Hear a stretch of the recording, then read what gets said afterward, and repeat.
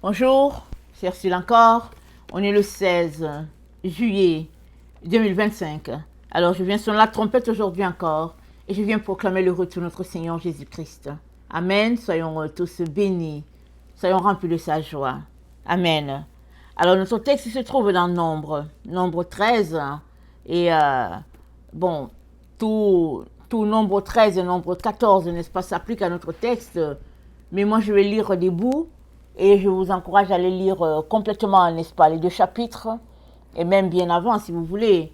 Comme ça va vous donner une bonne idée, n'est-ce pas, du contexte, n'est-ce pas, dans lequel nous parlons de ce combat-là, qui a commencé depuis, n'est-ce pas, très très longtemps. Et Dieu, n'est-ce pas, est toujours à l'œuvre, en train de rassembler tout cela qui veulent être de son bord. Amen. Alors, le combat dans lequel nous nous trouvons, n'est-ce pas, c'est le combat de la lumière contre les ténèbres. Amen. Nous savons que Dieu a créé les cieux et la terre. Alors, tout était dans la lumière divine, n'est-ce pas, et le cours des choses telles que Dieu l'a créé a connu, n'est-ce pas, une déviation, parce que a connu, je ne vais pas dire une déviation, mais une tâche, voilà, parlons de tâche. L'ennemi est venu, n'est-ce pas, avec le mal qui a été trouvé dans son cœur, et un bon groupe d'anges s'est dit le tiers et allé de son côté. Si bien que la rébellion est née, Dieu s'est débarrassé de cela dans sa présence, et les êtres humains sur la terre, n'est-ce pas, subissent depuis lors des situations très difficiles, n'est-ce pas, vu que l'ennemi de Dieu, n'est-ce pas, est descendu, n'est-ce pas, est venu jusqu'à l'être humain. Et ça, c'est depuis le temps d'Adam et Ève. On sait comment Adam a été corrompu. La Bible dit qu'il a marché 130 ans avec Dieu. Je pense que c'est dans Genèse 5. Jusqu'à ce qu'il puisse tomber. Et après cela, bien longtemps après, Jésus-Christ est venu racheter l'humanité. Par sa mort et sa résurrection, nous avons cette assurance-là que si nous croyons, nous aussi, nous allons ressusciter, nous allons revêtir notre corps incorruptible, nous allons vivre éternellement dans la gloire de Dieu. Amen. Mais en attendant que ce moment-là arrive, amen, nous venons à cette terre, et dès que nous venons et que nous sommes conscients, n'est-ce pas, de décider ou bien de prendre en main notre vie, de prendre en main les choses, Dieu, n'est-ce pas, se présente à nous afin que nous puissions choisir de quel côté nous serons. Souvent, on ne choisit pas parce que nos parents ont choisi pour nous. Et on est là-dedans. Et on est là juste dedans et puis sans grand entrain, n'est-ce pas? Mais ce que le Seigneur aimerait pour chaque être humain, c'est que chacun puisse choisir en son âme et conscience. Parce que suivre Jésus, c'est pas parce que les parents suivent Jésus que tu suis Jésus. Tu suis Jésus parce que tu as découvert que c'est lui le chemin, la vérité et la vie. Et si ce sont tes parents qui t'ont mis sur le chemin de la droiture, alléluia, amen, merci. Mais au fait,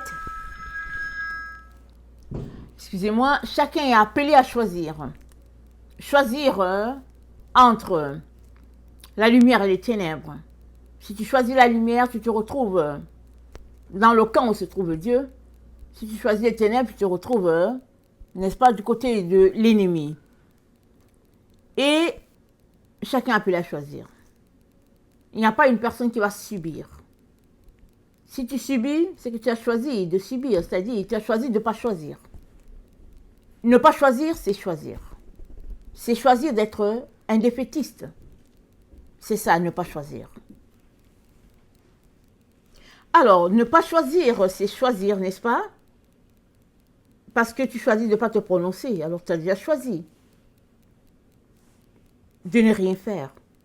Mais le Seigneur nous a appelés à toujours faire quelque chose.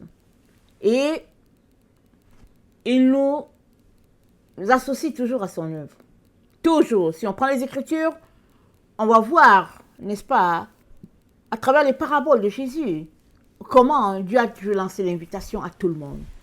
Certains refusent, d'autres acceptent mais ne le font pas, et d'autres encore acceptent et puis en cours de route, ils bifurquent, d'autres encore, ils parviennent à arriver jusqu'au bout parce que Dieu les aide.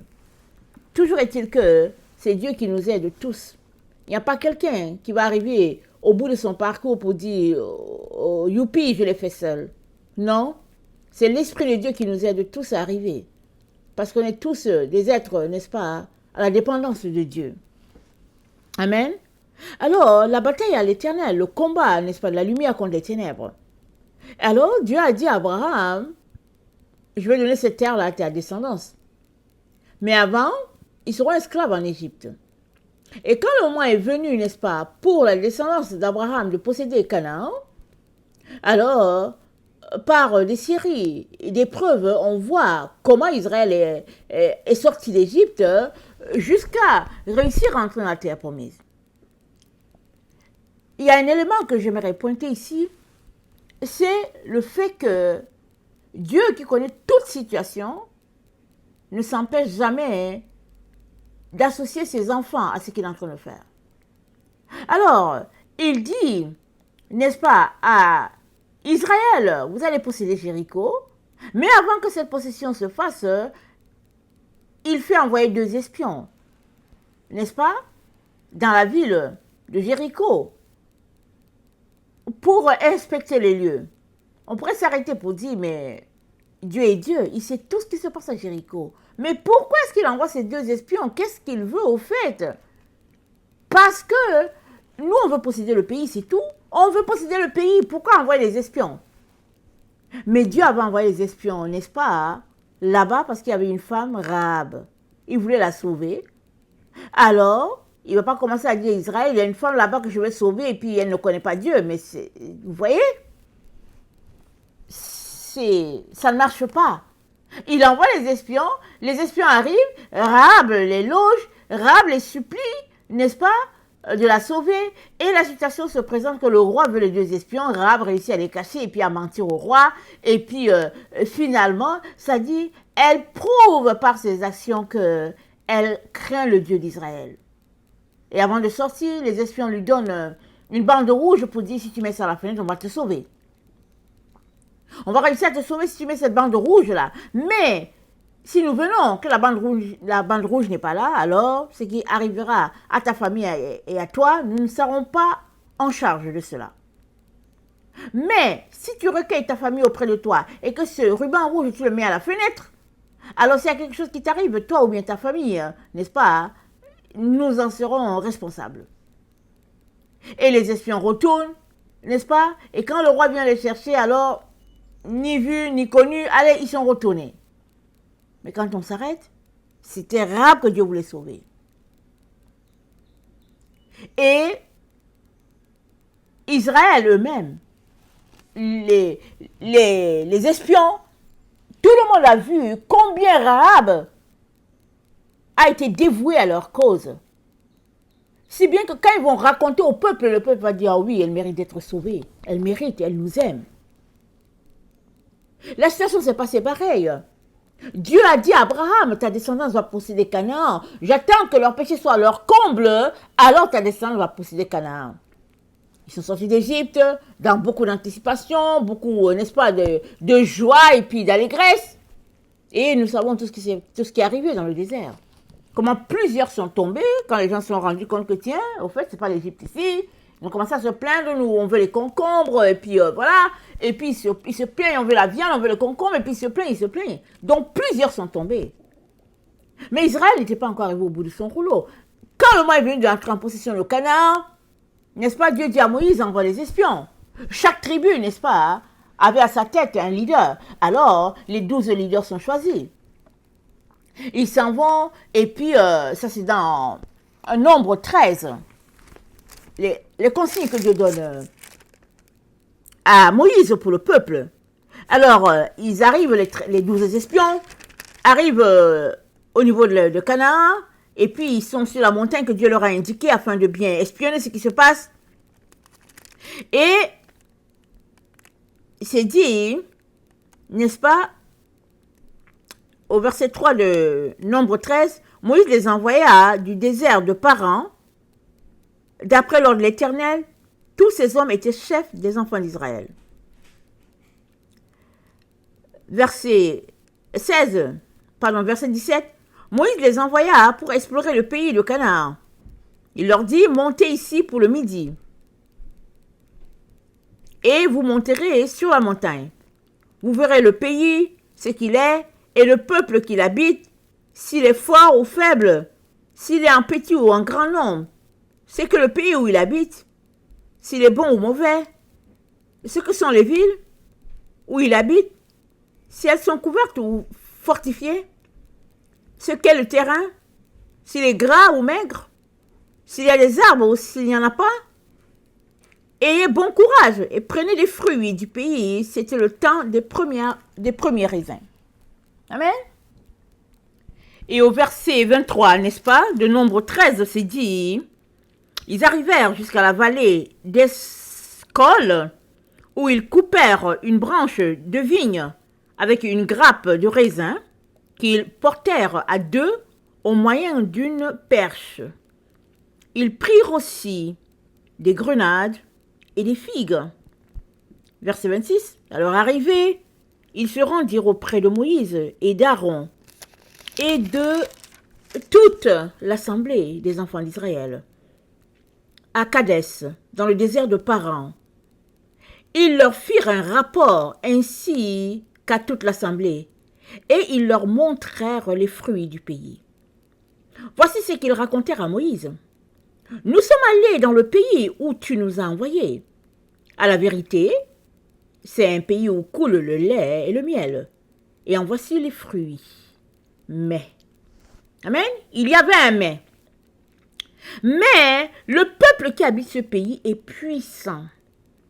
Les villes sont fortifiées, très grandes. Nous y avons vu des enfants d'Anak. Les Amalécites habitent la contrée du Midi. Les Éhitiens, les Jubiciens et les Amoriens habitent la montagne. Et les Cananéens habitent près de la mer et le long du Jourdain. Caleb fit taire le peuple qui murmurait contre Moïse. Caleb dit, « Montons, emparons-nous du pays, nous y serons vainqueurs. » Mais les hommes qui y étaient allés avec lui dirent, « Nous ne pouvons pas monter contre ce peuple, car il est plus fort que nous. » Et ils décrièrent devant les enfants d'Israël le pays qu'ils avaient exploré. Ils dirent, « Le pays que nous avons parcouru pour l'explorer est un pays qui dévore ses habitants. Tous ceux que nous y avons vus sont des hommes de haute taille. Et nous y avons vu les géants, enfants d'Anak, de la race des géants. Nous étions à nos yeux et au leur comme des sauterelles. » Toute l'assemblée éleva la voix, poussa des cris, et le peuple pleura pendant la nuit. Tous les enfants d'Israël murmurèrent contre Moïse et Aaron. Et toute l'assemblée leur dit, « Que ne nous sommes morts dans le pays d'Égypte, ou que ne nous sommes morts dans ce désert. Pourquoi l'Éternel nous fait-il aller dans ce pays où nous tomberons par l'épée, où nos femmes et nos petits-enfants deviendront une proie? Ne vaut-il pas mieux pour nous retourner en Égypte? » Et ils se dirent l'un à l'autre, « Nommons un chef et retournons en Égypte. » Voilà, on va s'arrêter là. Voilà le peuple que Dieu a conduit. D'Égypte jusqu'au désert, ils sont là au point où, n'est-ce pas, c'est le moment pour l'Éternel de prendre possession de la terre, et ils commencent à murmurer. Si Dieu ne leur avait pas dit d'aller espionner le pays, explorer le pays à partir d'une montagne, ils ne sauraient rien. Amen. Ils ne sauraient rien. Ils allaient partir en se disant, ok, on va combattre le pays. Et peut-être que, arrivé là, voyant la grandeur de ces gens-là, ils auraient juste... ils se seraient fait massacrer, c'est tout. Mais Dieu est tellement bon que il leur a dit, vous allez prendre possession de la terre, de Canaan. Leur péché est tel que le moment est venu pour eux de quitter cette terre-là. Premier élément. Deuxième élément, il faudrait aller explorer le pays pour voir qui sont vos c'est-à-dire contre qui vous allez combattre. Dieu leur a dit, je vous donne le pays. Donc, ils avaient l'assurance que Dieu allait leur donner le pays. Et puis, c'est pas n'importe qui, Israël. Dieu a ouvert la mer morte devant eux. Ils sont passés. Et quand Pharaon est venu avec son armée pour passer, l'eau s'est refermée sur eux. Dieu a fait des miracles pour leur délivrance. Qu'est-ce que Dieu n'a pas fait? Ce peuple-là, ils étaient dans le désert, chaque jour, ils mangeaient la manne et la caille. C'est-à-dire, c'est pas un peuple qui manque de miracles de l'Éternel. Ils avaient soif, Dieu a dit à Moïse, frappe le rocher. L'eau va sortir de là. Et ils ont bu à partir du rocher. Donc, ils sont remplis de miracles. N'est-ce pas?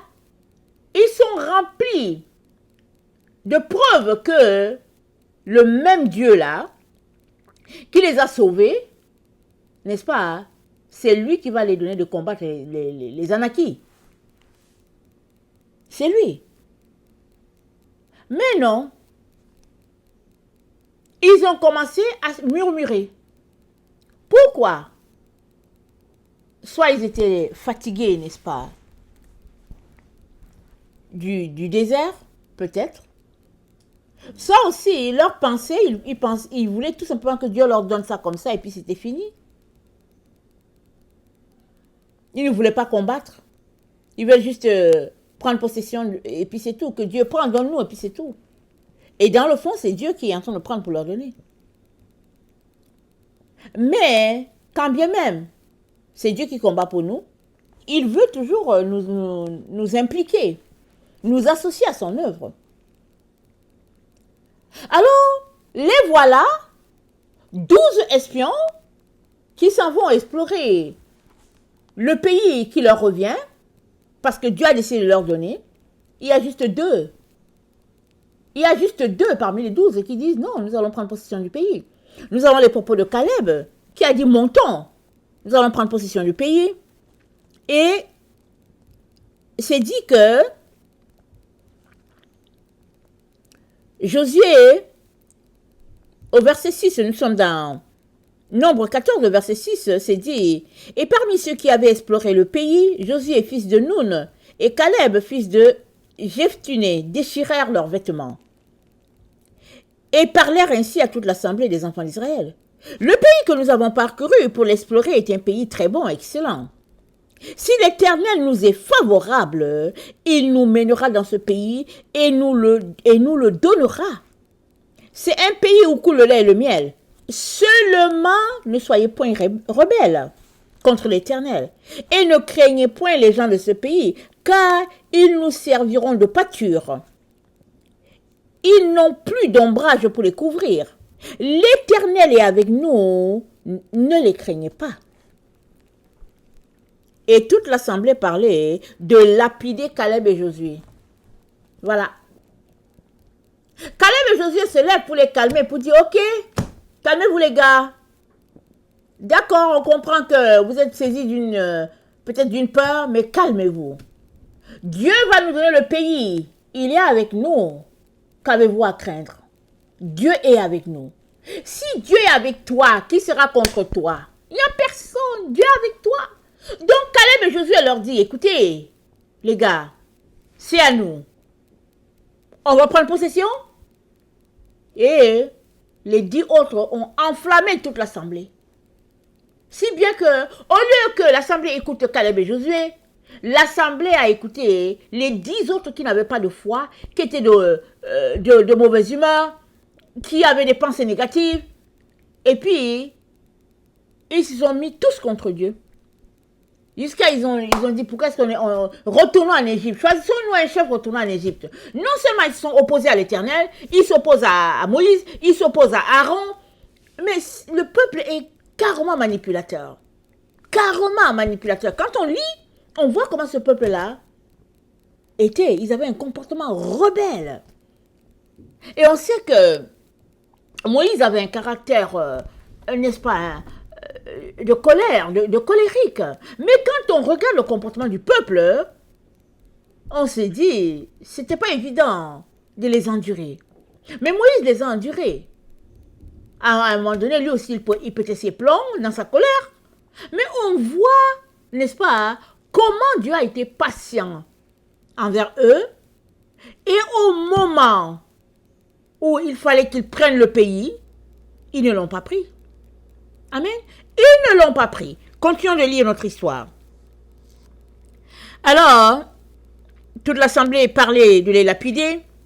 Et l'Éternel dit à Moïse, jusqu'à quand ce peuple me méprisera-t-il? Jusqu'à quand ne croira-t-il pas en moi, malgré tous les prodiges que j'ai faits au milieu d'eux? Vous voyez? Ils n'étaient pas contre Moïse. Ils étaient contre Dieu. Dieu leur a tout donné. Il leur a fait les preuves qu'il est capable de les aider à prendre possession du pays. Mais les voilà, en train de murmurer jusqu'à rejeter les leaders que Dieu leur a donnés. Finalement, on va sauter, n'est-ce pas? Je vous encourage à lire tant que vous pouvez lire. Au verset 28 de Nombre 14, l'Éternel parle à Moïse, il dit, « Je suis vivant, dit l'Éternel. Je vous ferai ainsi que vous avez parlé à mes oreilles. Vos cadavres tomberont dans ce désert. Vous tous, dont on a fait le dénombrement, en vous comptant depuis l'âge de 20 ans, au-dessus, et qui avez murmuré contre moi. Vous n'entrerez point dans le pays que j'avais juré de vous faire habiter, excepté Caleb, fils de Jephtuné, et Josué, fils de Nun. Et vos petits-enfants, dont vous avez dit, ils deviendront une proie. Je les ferai entrer, et ils connaîtront le pays que vous avez dédaigné. Vos cadavres à vous tomberont dans le désert. Et vos enfants paîtront 40 années dans le désert, et porteront la peine de votre infidélité, jusqu'à ce que vos cadavres soient tous tombés dans le désert. Voilà. À cause d'eux, le peuple est resté 40 ans à l'entrée de Canaan, 40 ans.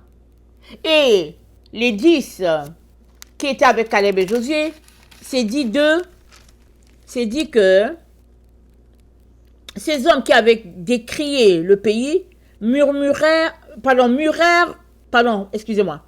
ces hommes qui avaient décrié le pays moururent, frappés d'une plaie devant l'Éternel. Josué, fils de Nun, et Caleb, fils de Jephtuné, restèrent les seuls vivants parmi les hommes qui étaient allés pour explorer le pays. Voilà. Mais notre Dieu est un puissant guerrier. Amen. L'Éternel des armées, c'est un guerrier. Donc, tu es avec lui. Lui, il sait tout ce qui se passe, toi, tu ne sais pas. Normal qu'il puisse te donner une image de ce qui se passe, une photo de ce qui se passe. Normal qu'il te mette en contexte. Donc, il a envoyé les 12 espions pour qu'ils puissent savoir de quoi il est question au fait. Ils sont allés, ils ont vu des géants. Alors, ces géants, on ne sait pas combien de mètres ils avaient. Est-ce qu'ils avaient, on ne sait pas. Est-ce que c'était des gens de 4 mètres, 5 mètres, 6 mètres? C'est dit c'était des géants. De la taille un peu de Goliath. Voilà un peu comment ils étaient. Mais Dieu savait ça.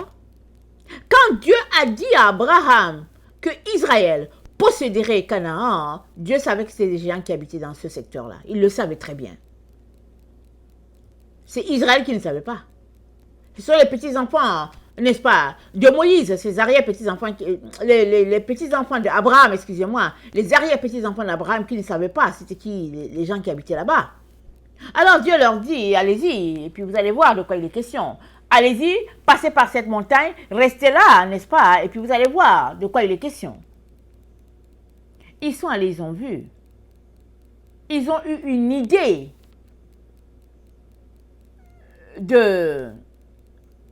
du concurrent, n'est-ce pas?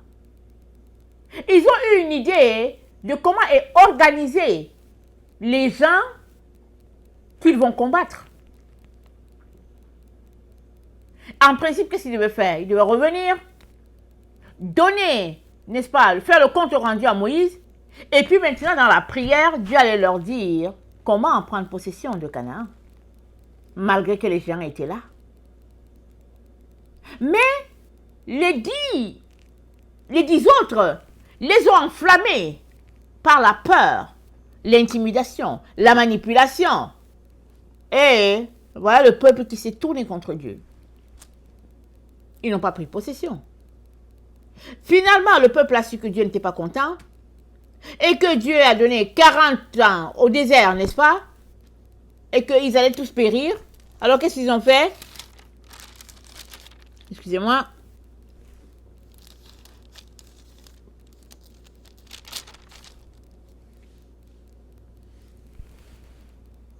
Moïse rapporta au peuple ce que l'Éternel a dit, et Nombre 14, le peuple a décidé de monter.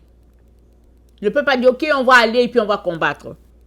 Verset 42, Moïse leur dit, ne montez pas, car l'Éternel n'est pas au milieu de vous. Ne vous faites pas battre par vos ennemis.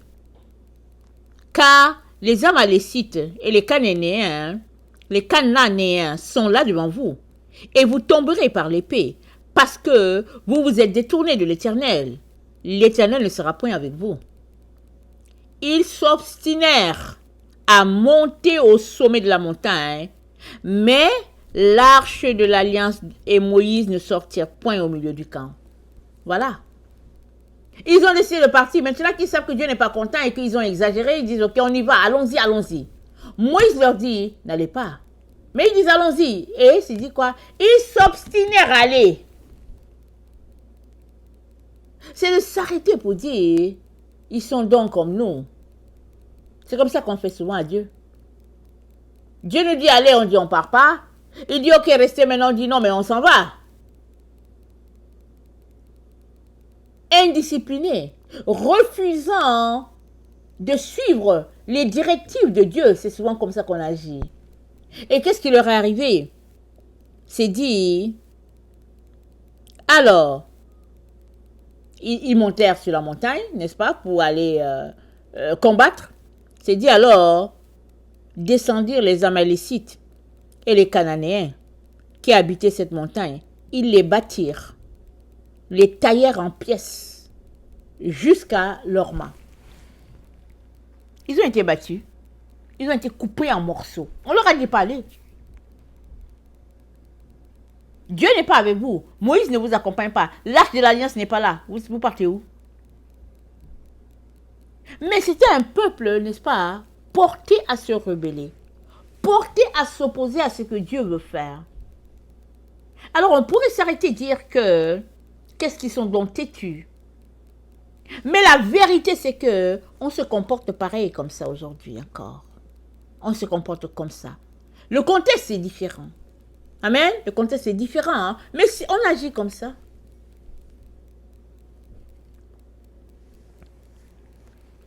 Puisque notre Dieu est un puissant guerrier, normal que dans une situation de combat, si c'est lui qui t'a dit, va au front, c'est normal que Dieu te donne une carte, n'est-ce pas, de la situation. Vous savez, quand les soldats vont en guerre, il y a un groupe qu'on met en avant, surtout les nouveaux soldats. Plus on est gradé, plus on est en arrière. On donne des ordres à les nouveaux qui sont devant. Souvent, quand les têtes tombent, ce sont les nouveaux qui tombent. Mais les soldats ont une idée de ce qui se passe. C'est pas possible d'aller en guerre, de n'avoir aucune idée et puis tu es là seulement, tu t'en vas seulement. Tu ne sais même pas tirer. Alors, Dieu voulait leur donner une stratégie de comment ils allaient prendre leurs ennemis au dépourvu, mais ça n'a pas marché. Mais pourquoi est-ce que Dieu a voulu qu'Israël espionne le peuple de Canaan et puis les Amalécites. Pourquoi? Dieu leur a dit qu'il allait leur donner Canaan. Pourquoi faut-il maintenant qu'ils explorent? Le peuple était rebelle aussi. On ne sait pas tout ce qui se passe. Mais Dieu est un Dieu sage. Dieu savait que dans le camp d'Israël, il y avait deux groupes. Ceux-là qui étaient pour lui et ceux-là qui n'étaient pas pour lui. Il le savait. Moïse ne le savait pas. Ou bien si Moïse le savait, jusqu'à quel degré? Alors, Dieu lui-même dit à Moïse, envoie les espions. Envoie chaque leader de famille. Et quand ils sont revenus, voici le tableau. Il y avait deux groupes dans le camp. 10, n'est-ce pas, contre l'Éternel. 2 pour l'Éternel. Voilà, le groupe, il est en deux. Une maison divisée contre elle-même ne peut pas subsister. Tout ce qui reste à la maison, c'est de s'unir, ou bien, ce que chacun prenne sa route. Les deux groupes, l'un groupe est à gauche, l'autre à droite, c'est tout. Chaque maison divisée ne peut pas subsister. Chaque maison doit s'unir. C'est un principe dans la maison de Dieu. Alors, Moïse et Aaron se rendent compte de l'esprit dans la famille, comme on dit. Alors, le groupe des rebelles, Dieu dit, je règle votre cas, vous allez mourir au désert et puis c'est fini pour vous. Le groupe de ceux qui sont pour Dieu, Caleb et Josué, Dieu dit, allons-y, continuons la marche. Et avec les jeunes. Et Dieu a continué de les équiper, de les nourrir, de les rendre, n'est-ce pas, aptes à affronter cette guerre-là. Beaucoup plus tard, 40 ans plus tard. 40 ans. Cela aurait pu être évité. Amen. Cela aurait pu être évité.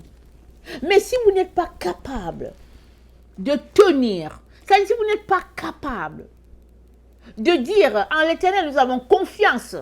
Quand vous avez vu les gens à distance, comment seras-tu capable de tenir une fois que tu seras proche de la personne, surtout qu'ils ont dit qu'on est comme des sauterelles à leurs pieds. Alors, en situation de guerre, Dieu te donne toujours d'évaluer la situation. Il te donne d'évaluer l'état, n'est-ce pas, de la situation. Israël a évalué, il a vu que ils étaient dans une situation de combat démesurée, débalancée, un peu comme David et Goliath. Goliath était un géant. Israël tremblait à côté quand Goliath venait toujours narguer le peuple de Dieu. Israël était à côté, ils étaient assis dans la vallée, ils tremblaient. Il a fallu David, qui était habitué, n'est-ce pas, à garder le troupeau, qui était habitué à voir la main de l'Éternel dans sa vie, n'est-ce pas, quand il allait arracher une brebis de la gueule de l'ours, une brebis de la gueule du lion. Il a fallu que David vienne donner du fromage à ses frères pour que David se rende compte de l'état de la situation d'Israël. Là encore, Dieu a utilisé le papa, n'est-ce pas, de David pour que David aille porter la nourriture à ses frères. Arrivé sur place, David se rend compte de la situation. David dit, mais quel est cet incirconcis qui ose insulter l'Éternel des armées? Et par le canal de David, Israël a été délivré. Parce que David a juste eu besoin de son quotidien. Sa fronde et puis une pierre. Et puis c'était fini. David a réglé la situation. Même chose ici avec les Anakites. Ils étaient des géants, oui. Mais l'Éternel des armées célestes était avec Israël. Comment Israël a fait, n'est-ce pas, pour oublier que Dieu était là? Comment Israël a fait pour sombrer à tel point qu'ils ont dit, ouais, ils vont nous terminer, pourquoi est-ce qu'on n'est pas retourné en Égypte, et puis retourner en Égypte, tout ça, une mise en scène, une comédie terrible. Comportement de rebelles. Des gens qui ne veulent pas se plier à ce que Dieu attend d'eux. Voilà un peu ce qu'ils faisaient. Du tapage inutile, du bruit inutile. Alors Dieu a dit, ok, bon, ça va, vous allez rester 40 ans, vous allez tous mourir et puis vos enfants vont rentrer. Conclusion, voilà. Ils n'avaient pas besoin de rester 40 ans là. Dieu était prêt à leur donner la terre. Mais ils étaient en train de faire preuve devant Dieu que s'ils entraient là-bas, ils allaient laisser les Canaanites les envahir. C'était évident. C'était évident. Ils disent que ouais, il y a le lait, ça coule le miel, il y a le miel, il y a le lait, c'est beau.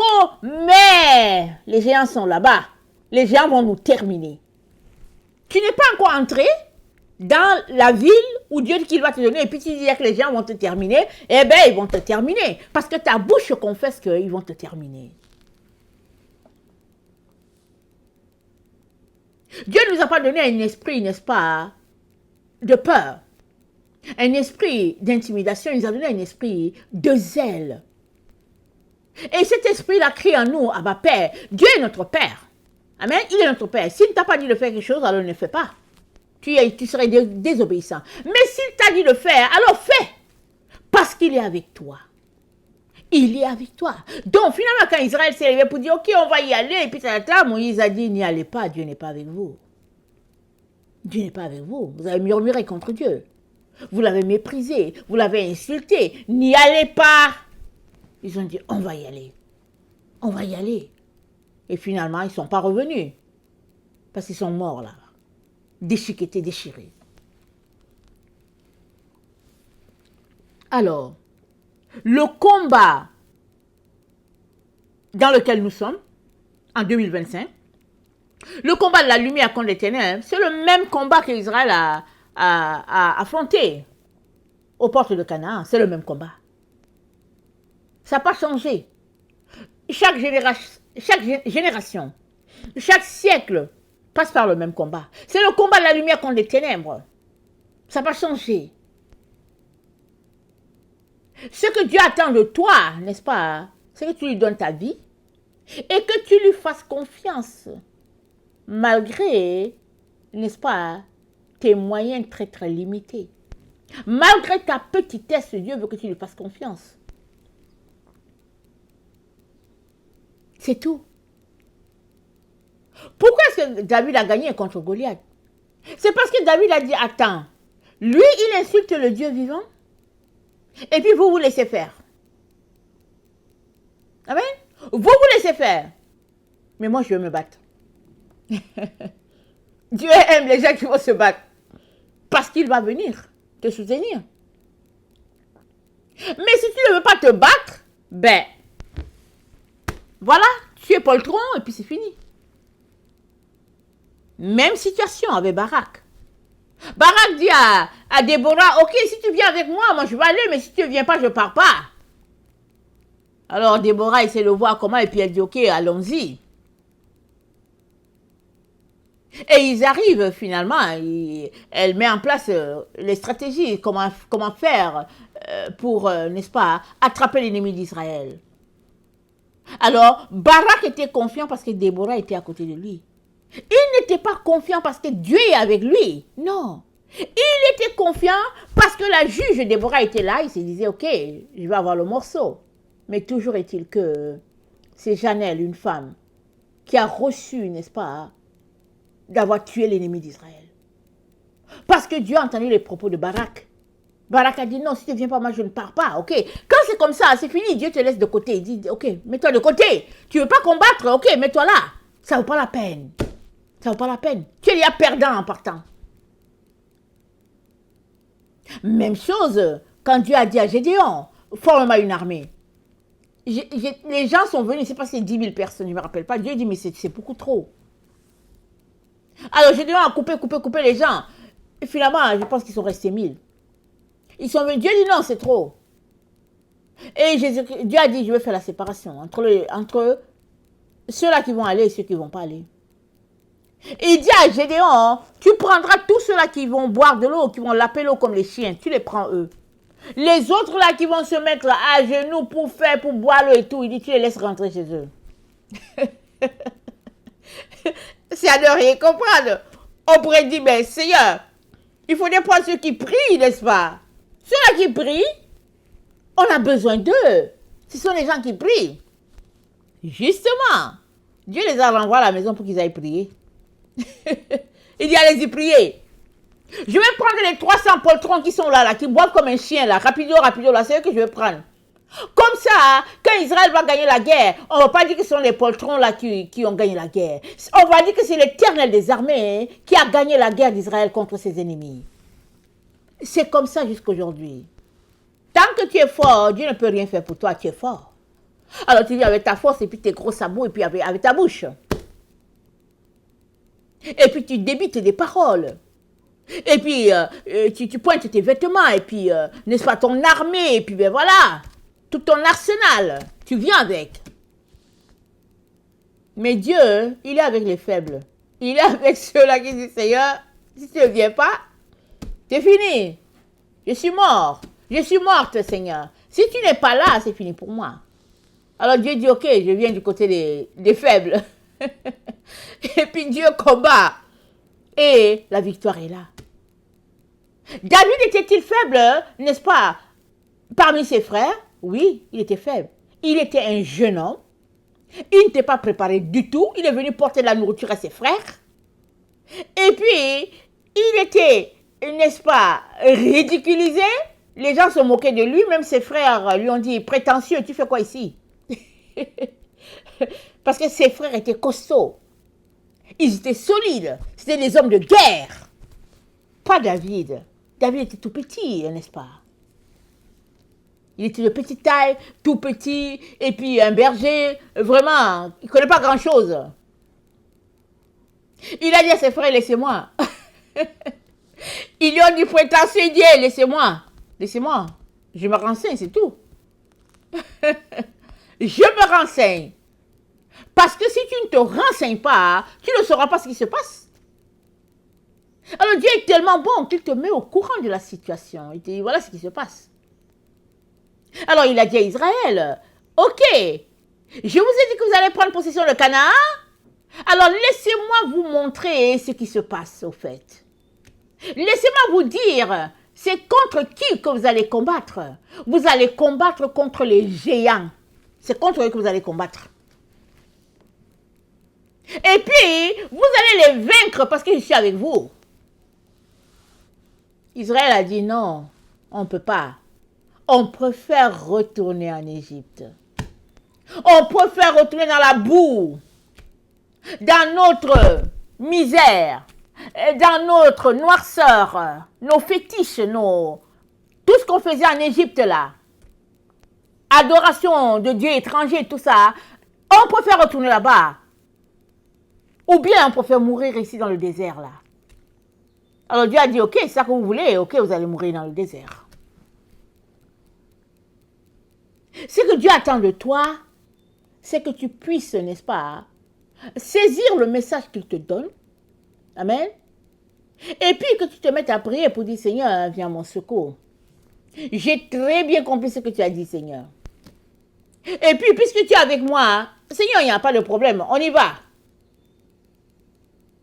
Mais, Seigneur, aide-moi à bien écouter toutes tes stratégies afin que je puisse faire les choses exactement comme tu me dis. Pour que la victoire soit pour tout le peuple. Parce que la victoire, ce n'était pas juste pour les 12 espions. C'était pour toute l'assemblée d'Israël. Imaginez-vous. Combien étaient-ils? Ils se sont multipliés là-bas dans le désert. Ils étaient combien? On ne sait pas. Et 10 hommes n'ont pas considéré, n'est-ce pas, l'assemblée. Ils n'ont pas considéré le bien que ils formaient. C'est-à-dire, la puissance qu'ils formaient, ils étaient un. Ils étaient nombreux. Ils étaient un. Et Dieu était avec eux. Ils n'ont pas considéré ça. Ils ont juste considéré qu'il y avait des géants de l'autre côté. Ils ont dit, ok, pour la nourriture, ça va. Il y a du lait, il y a du miel, tout est bien. Voici même les raisins que nous avons rapportés, et puis tout ça. Mais les autres, là, ils vont nous écraser. Nous sommes des sauterelles auprès d'eux. Voilà. Voilà, n'est-ce pas, le résumé de plusieurs jours de marche, d'espionnage. Voilà la conclusion qu'ils ont donnée à l'Éternel. battus d'avance. Ils n'ont même pas livré le combat qu'ils ont déclaré défaite. La Bible dit, Dieu exerce nos mains au combat. Jusqu'où veux-tu aller avec l'Éternel? Si tu veux aller jusqu'au bout, Dieu est avec toi. C'est dit que ils les ont vaincus. Ils ont vaincu qui? Ils ont vaincu qui? La bête. Comment? Par la parole de leur témoignage, n'est-ce pas? Et le sang de l'agneau. C'est juste le sang de Jésus qui nous protège. Il n'y a rien d'autre qui nous protège. Le sang de Jésus, c'est ça qui nous protège. Si le sang de Jésus n'était pas là, ben voilà, ça en est fait pour nous. Mais alléluia, le sang de Jésus-Christ a coulé, ça fait plus de 2000 ans. On a, n'est-ce pas, cette assurance-là. Maintenant, qu'est-ce que ta bouche confesse ça tous les jours? Ta bouche confesse telle que, wow, ils vont nous descendre, ils vont nous faire ceci, on ne peut pas, Satan a fait comme ci, et puis et puis le diable va nous terminer. Est-ce que c'est ça que ta bouche confesse? Ou bien, ta bouche confesse telle que, oui, l'Éternel des armées est avec nous. Et si Dieu est avec nous, qui sera contre nous? On aura la victoire sur les ténèbres. Et maintenant, tu marches de manière à laisser de côté la vie des ténèbres. Parce que la Bible dit dans 2 Corinthiens, n'est-ce pas 10 à partir du verset 4, que les armes avec lesquelles nous combattons ne sont pas des armes charnelles. On ne combat pas contre le sang et puis la chair. On ne combat pas contre une telle personne en disant que telle personne a fait ci, a fait cela. Non. On combat contre les esprits, n'est-ce pas, qui sont là, œuvrant dans le but d'empêcher Dieu de répandre son œuvre sur la terre. Et ces esprits sont les esprits des ténèbres. Et toi, tu es appelé, n'est-ce pas, à répandre la lumière.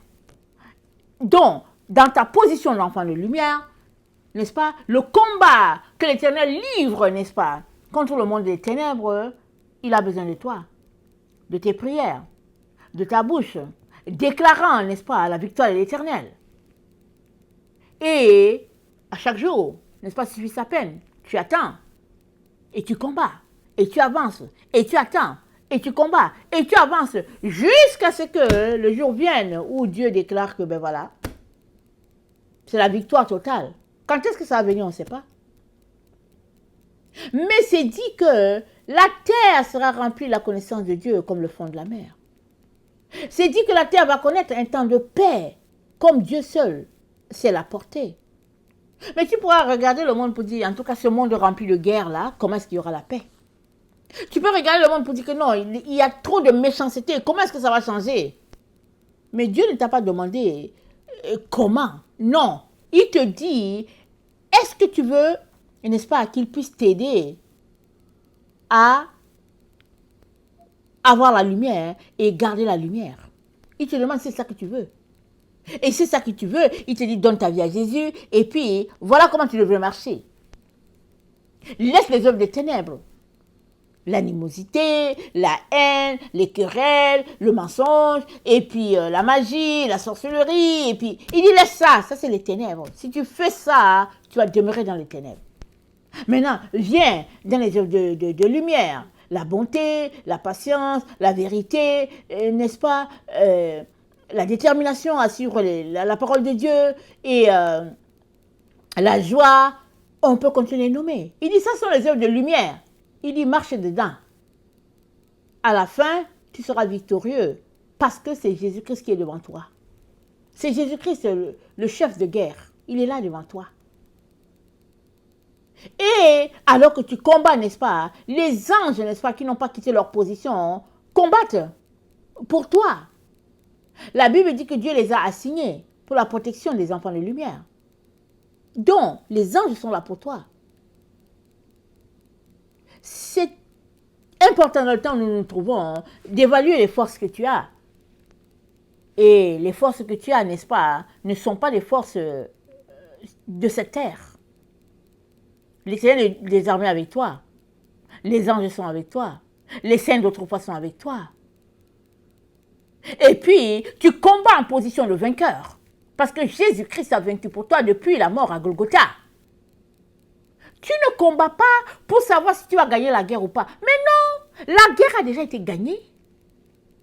Tu combats en position de quelqu'un qui est vainqueur. Alors, qu'est-ce qu'il faudrait encore que Dieu nous dise, n'est-ce pas? Voilà pourquoi tous ceux-là qui ne veulent pas combattre, qui veulent jouer au poltron, Dieu va les laisser de côté pour dire, ok, reste de côté. Moi, je veux les gens qui veulent avancer, qui veulent repousser les ténèbres. Je veux ces gens-là, mettez-vous de ce côté-là. Et les autres qui ne veulent pas, mettez-vous aussi de l'autre côté. Et le groupe, n'est-ce pas, ou les enfants de Dieu sur la terre, sont ainsi divisés en deux. Mais tu peux changer le camp à tout moment. Amen. Tu peux quitter le camp des poltrons, le camp des gens qui sont négatifs, le camp des gens qui murmurent contre Dieu. Tu peux quitter ce camp-là et venir dans le camp de la lumière. Tu peux dire, Seigneur, aujourd'hui, je ne veux pas murmurer. Seigneur, aujourd'hui, je ne veux pas murmurer. Je murmure souvent, je ne veux pas murmurer. Je veux changer. Le Seigneur va t'aider à changer. Amen. C'est une guerre, n'est-ce pas, déjà gagnée à l'avance. Parce que Jésus-Christ a gagné. Maintenant, servons-nous de l'exemple de Caleb et de Josué pour comprendre ce qui se passe dans le monde de la guerre spirituelle et laissons Dieu prendre toute la place en nous afin que ce ne soit plus nous-mêmes qui vivons, mais ce soit Christ qui vit en nous et dans le combat, c'est lui qui combat à notre place. Amen. Que le Seigneur bénisse sa parole et que nous puissions nous encourager. Amen. Nous puissions nous encourager. Dieu est avec toi. Qui sera contre toi? Amen. Qui? Les gens peuvent venir avec leur stratégie, avec leur tactique, leur mise en scène pour dire on va faire comme ci et puis on va faire cela. Mais l'Éternel des armées, le guerrier de tous les guerriers, est avec toi. Il est celui qui est devant toi. C'est lui qui est en avant. L'ennemi va gagner comment? Tout se passe au niveau de tes pensées. Veux-tu laisser Dieu prendre toute la place?